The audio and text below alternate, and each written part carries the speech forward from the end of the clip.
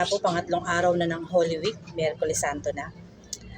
Bali po, ang araw na ito ay pangatlong araw, paanyaya sa mas malalim na pagninilay habang papalapit na tayo sa pagpapakasakit at pagkamatay ni Jesus sa krus. Ito yung araw ng pagpapaalala or inaalaala ang pagtataksil ni Judas. Isang paalaala na kahit ang malapit kay Jesus ay maaari ding mahulog sa tukso. At minsan pa kahit sa pinakamalapit nating kaibigan, kamag-anak, yung pinakamamahal natin, yung pinakatitiwalaan ng tao, nating tao, ayun pa yung magtataksil sa atin. Masakit man, pero kagaya ni Jesus, kailangan natin pagdaanan ang ganong pangyayari o pagkakataon.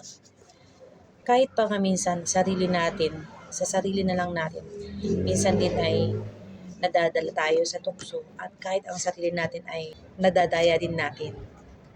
At sa mga maliliit na bagay hanggang sa lumaki, hanggang sa malayo tayo sa tama. Ayan, kaya nahuhulog po tayo sa patibong ng tukso. Kaya po inaanyayahan tayo sa Miyerkules Santo na suriin ang ating mga puso. May mga maliliit bang pagtataksil ba tayo sa ating kapwa, sa ating sarili at sa Diyos? Ano ang kapalit ng mga hinahabol na naglalayo sa atin sa Diyos? Ngunit habang tayo ay nabubuhay, hindi pa uli ang lahat.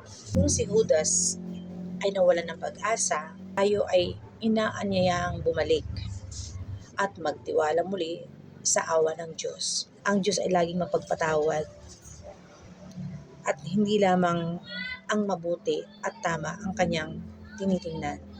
Ano man ang iyong kasalanan, ano man ang iyong pinagdadaanan, bukas na bukas ang pinto ng ang tahanan ng Diyos, ang puso ng Jesus para tayo ay muling tanggapin.